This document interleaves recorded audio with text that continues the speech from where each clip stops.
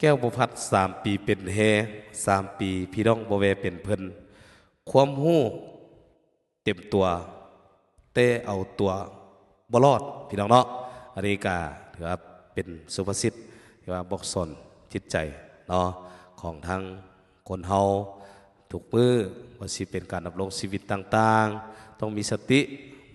หรือว่าคำนึงถึงจิตใจทางเพิ่นทางโตเนาะพวกเขาตื่มอีกคำคืนนี้ก็ถือว่าเมื่อกี้ได้บันทึกไปแล้วตอบสนองไปทั้งเพลงขอมาก็เป็นทั้งสาวสยามบุรีวันนี้มาสืบต่ออีกตื่มหนึ่งผลงานเพลงเป็นทั้งเพลงขอบใจภรรยาเนาะของทางต้นฉบับของทาง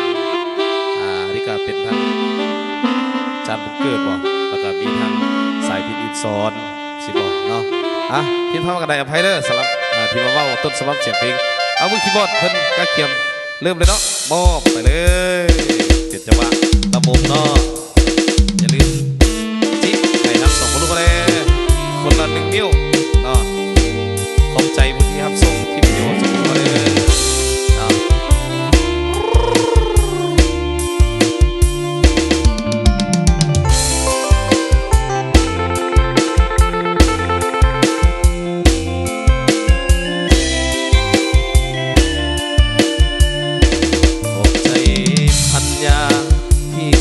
สละเอา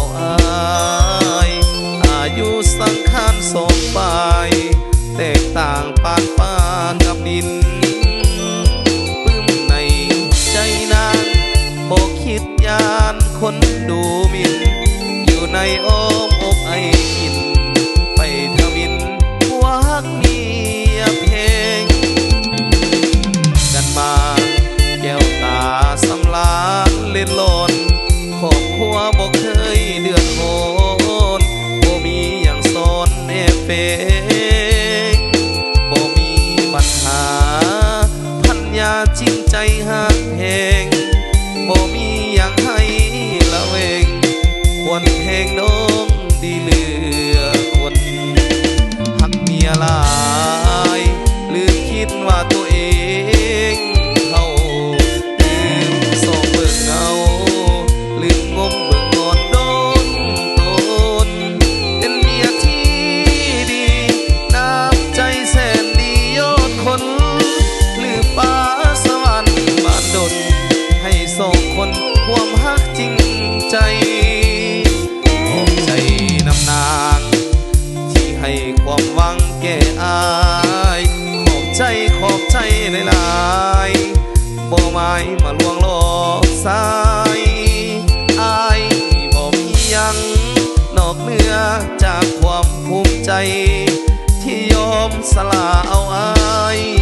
เป็นคู่กายผัวเมียหาเพลง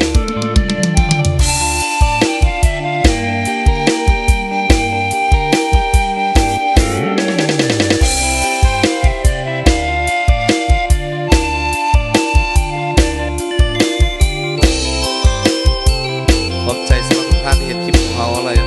พอเลื่อนผ่านเนาะขอผมจะเดิน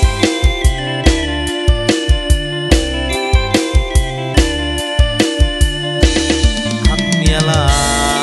ยลืมคิดว่าตัวเองเขาลืมส่องเบิ่งเงาลืมงมเบิ่งงอนโดนตนเป็นเมียที่ดีน้ำใจแสนดียอดคนลืมฟ้าสวรรค์บันดลให้2 คนความฮักจริงใจขอบใจน้ำนางที่ให้ความหวังแก่อา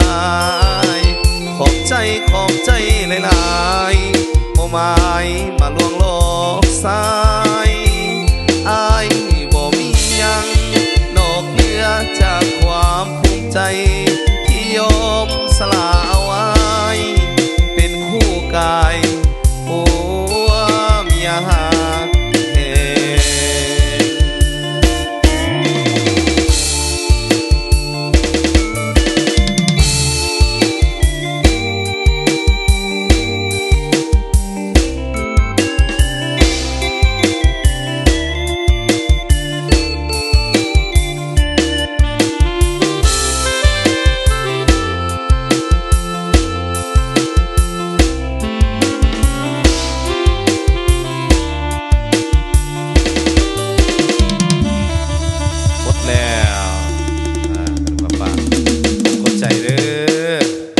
ไลค์กดแชร์ให้ส่งพลุกอมตะเฮาเนาะว่าได้เห็นคลิปนี้เป็นต้นพี่น้องเพื่อนมิตรสหายในช่วงฤดูฝนท่านใดหากมีเวียกมีการมีงานต้องการกางเต้นใส่ยาวใส่เฮือนเป็นการผูกคอต่อแขนหรือว่าสู้ขวัญน้อยกะเกียมทรงยิงทรงซ้ายมาอยู่น้ำกันก่อนเข้าพรรษาอย่าลืมเครื่องเศร้าทางอมตะเฮาเนาะว่าสิเป็นถ้วยบองโมเฮกเตกระโปะถือเป็นโต๊ะเลี่ยมโต๊ะมนพี่น้องแบบใส่เพดานบ่ใส่เพดานจัดให้ตามคำเสนอของทางเจ้าภาพราคากะพัวพันกันได้เอาหลายเอาน้อยอีกตามตัวเลขเนาะดีขอบใจแล้วก็ขอบใจผู้ที่ใช้บริการผ่านมาเด้อเป็นต้นก็ถือว่าเคยใช้บริการเฮาในการ